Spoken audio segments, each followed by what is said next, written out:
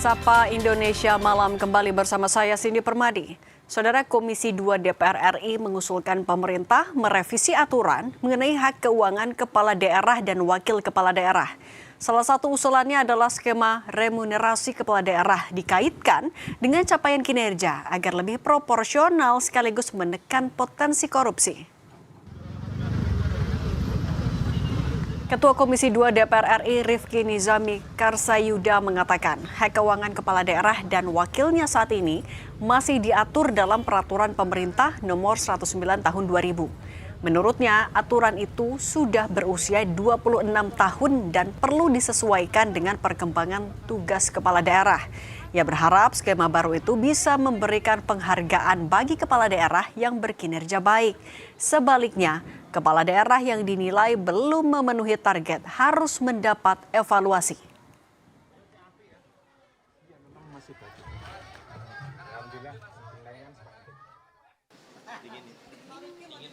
Kami juga mendorong agar dilakukan reformulasi terhadap hak keuangan kepala daerah dan wakil kepala daerah secara proporsional dan berbasis capaian kinerja. Kita tentu ingin memberi penghargaan, reward kepada kepala daerah dan wakil kepala daerah berkinerja baik, tetapi juga kita tidak boleh juga tidak memberikan punishment dalam tanda kutip kepada kepala daerah dan wakil kepala daerah yang kinerjanya setelah dilakukan evaluasi oleh Kemendagri dan berbagai kementerian lain memang belum mencapai capaian. Nah, karena itu nanti formulasinya kami serahkan kepada pemerintah. Sementara pemerintah melalui Menteri Dalam Negeri membuka peluang merevisi aturan mengenai hak keuangan kepala daerah yang telah berlaku selama 26 tahun. Kini Kementerian Dalam Negeri harus menyusun formula baik terkait dengan besaran nilai dan formulasi penilaian kinerja. Langkah ini menjadi respons atas usulan kepala daerah yang menilai regulasi saat ini sudah tidak sejalan dengan meningkatnya beban kerja, kompleksitas persoalan di daerah, dan perkembangan sistem pemerintahan. Sehingga kalau seandainya disesuaikan, maka harus dikaitkan dengan satu kinerja. Kinerja harus baik. Ada 7 indikator yang utama. Penilainya mungkin dari BPKP dengan dari atau Kemenpan RB dengan Mendagri, Pembina Pengawas Pemerintahan Daerah. Yang kedua, ini harus dikaitkan dengan PAD. Jadi kalau seandainya ada semacam belanja operasional dikaitkan dengan besaran PAD, bukan hanya kepala daerah yang diuntungkan, tapi juga masyarakat diuntungkan. Karena ada keinginan oleh kepala daerah nggak cuek saja.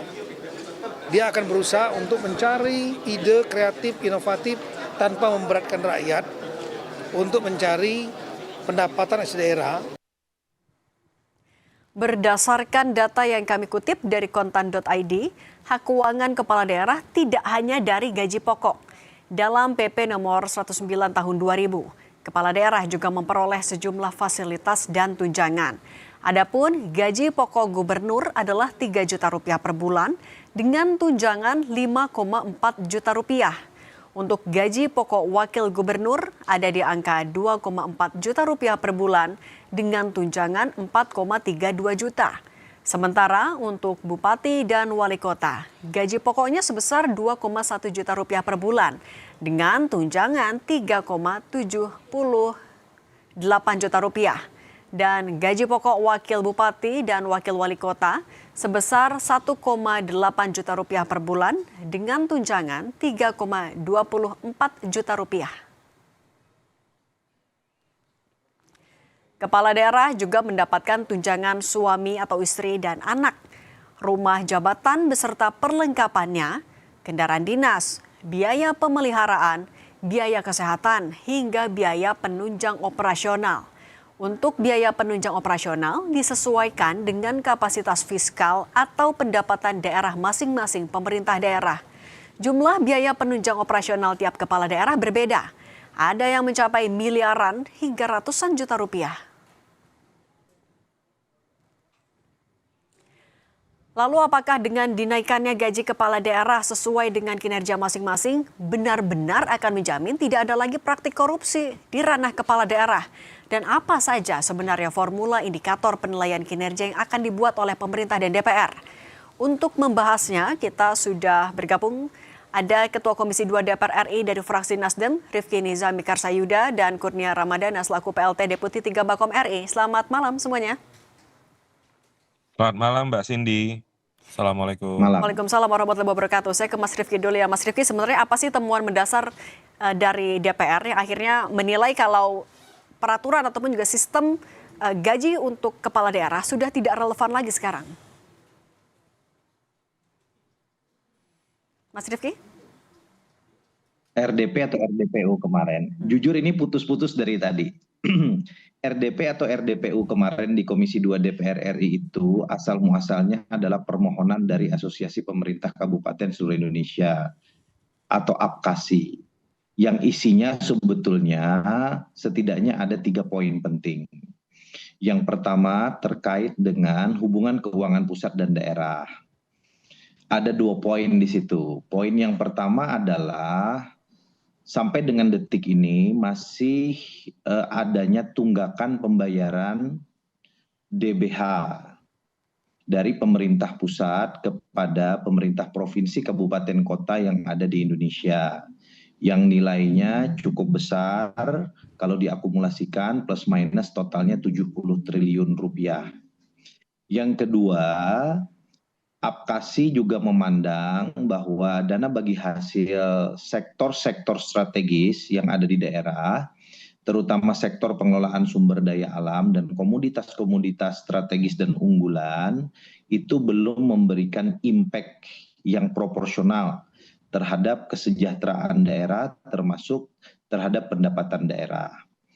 Yang kedua, APKASI juga menyampaikan aspirasinya bahwa hak keuangan kepala daerah dan wakil kepala daerah yang tertuang di dalam Peraturan Pemerintah Nomor 109 Tahun 2000 yang usianya sudah 26 tahun itu dianggap irrelevan dengan keadaan hari ini. Irrelevan yang pertama adalah tahun 2000 itu kita belum mengenal rezim pemilihan kepala daerah dan wakil kepala daerah secara langsung. Pada saat PP itu dibuat, ketentuan peraturan perundang-undangan pada level undang-undang pemerintah daerah dan undang-undang hubungan keuangan pusat dan daerah itu sangat berbeda dengan kondisi hari ini. Yang kedua, kenapa mereka mengusulkan adanya revisi terhadap PP tersebut? Karena kondisi kompleksitas tugas, ya, nilai kemahalan, dan berbagai macam hal yang ada di daerah itu sangat berbeda dibanding 26 tahun yang lalu. Dan yang ketiga tentu kita tidak menutup mata walaupun ini bukan solusi tunggal, penyalahgunaan kewenangan termasuk korupsi di dalamnya bisa jadi salah satunya karena memang belum proporsionalnya pendapatan yang diterima secara legal oleh kepala daerah dan wakil kepala daerah dibanding dengan pengelolaan keuangan dan kewenangan yang dia miliki yang cukup besar. Oke. Jadi Nah, mohon izin, kalau isu yang dimunculkan hanya usul gaji kepala daerah menarik bagi media memang, tetapi itu bisa jadi memperkerdil makna pertemuan yang kami buat di Komisi 2 DPR RI. Oke, kalau tapi dengan mempertimbangkan apa yang tadi disampaikan oleh Mas Rifki, Mas Kurnia, sebenarnya kalau menurut pemerintah itu sudah cukupkah kalau untuk menjadi solusi irrelevansi dari sistem gaji untuk kepala daerah saat ini? Ya, memang satu sisi kalau kita lihat konteks kebaruan hari ini, aturan yang tadi dibahas sejak tahun 2000 sudah lebih dari 25 tahun tidak pernah direvisi. Tentu ada perkembangan dinamika yang terjadi selama 25 tahun terakhir, sehingga dari rapat di Komisi 2 DPR RI kemarin, Pak Mendagri, Pak Tito menyampaikan akan berupaya untuk mengkaji aturan itu, tentu tidak hanya dilihat dari satu sudut pandang saja, dan melibatkan lembaga lain sebagai penilai. Dan juga misalnya kita harus melihat bagaimana kinerja dari kepala daerah itu untuk bisa ditingkatkan gajinya, sehingga konteks meritokrasinya tetap berjalan. Namun di luar itu, pemerintah berencana untuk membentuk tim mengkaji aturan tersebut, Mbak Cindy. Tapi Kalau Mas Kurnia, misalnya tapi kalau secara sudut pandang kapasitas fiskal kita, apakah memang sebenarnya pemerintah masih punya ruang yang cukup untuk menyesuaikan gaji kepala daerah? itu tadi yang saya sampaikan, hal tersebut sedang dikaji, baik dari aspek hukumnya dan juga kondisi fiskal yang ada di pemerintah saat ini. Ini tentu belum final, namun ini sebagai menangkap aspirasi-aspirasi dari kepala daerah yang kemarin juga datang ke Komisi 2 DPR RI. Demikian, Mbak Cindy. Nah, untuk nantinya indikator yang sedang digodok oleh pemerintah salah satunya, keberhasilan kinerja dari kepala daerah apa aja, Mas Kurnia? Mas Kurnia? Oke, tampaknya ada gangguan sinyal. Kalau gitu saya nanya ke Mas Rifki. Mas Rifki, nanti parameternya apa? Keberhasilan seorang kepala daerah dalam melakukan kerjanya? Saya mau jawab yang pertama dulu, bagaimana dengan Sorry, portofolio Mbak. anggaran, ya kan? Kalau kita bicara portofolio anggaran, maka kan kita bicara dua hal, pendapatan dan belanja. Apakah itu di tingkat nasional APBN maupun pada tingkat lokal APBD.